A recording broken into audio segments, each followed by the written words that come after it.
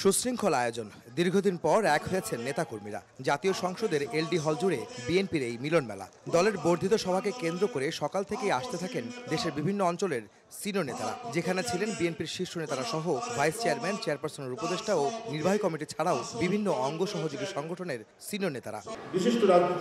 বিগত আন্দোলনে শহীদদের স্মরণে শোক প্রস্তাব শেষে সূচনা বক্তব্য দেন বিএনপি মহাসচিব মির্জা ফখরুল ইসলাম আলমগীর। অভিযোগ করেন, বাইরে থেকে শেখ হাসিনা ও দেশের ভেতর থেকে একটি মহল ভুল ব্যাখ্যা দিয়ে দেশকে অস্থিতিশীল করার ষড়যন্ত্র করছে। একটি গোষ্ঠী, একটি মহল বিভিন্নভাবে চক্রান্ত শুরু করেছে। ফ্যাসিস্ট শেখ হাসিনা বিদেশে গিয়ে তিনি সেই চেষ্টা করছেন। একই সঙ্গে দেশের অভ্যন্তরীণ অবস্থায় কিছু কিছু ব্যক্তি গোষ্ঠী তারা ভুল ব্যাখ্যা দিয়ে জনগণকে বিভ্রান্ত করার চেষ্টা করছে।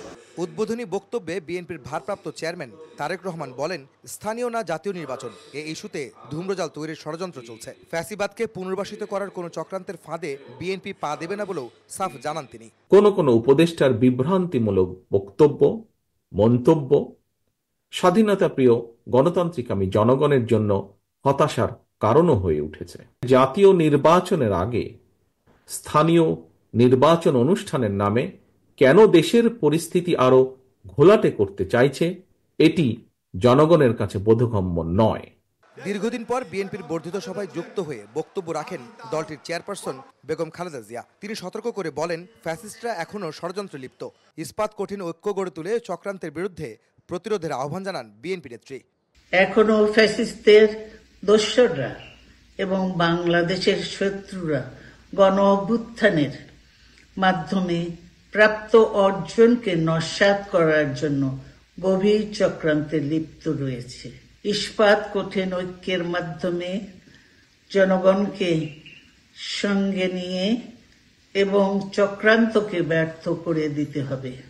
নির্বাচন প্রসঙ্গে বেগম জিয়া বলেন, ন্যূনতম সংস্কার শেষে গণতান্ত্রিক ব্যবস্থায় ফিরতে নির্বাচনের দিকে যেতে হবে অন্তর্বর্তী সরকারকে।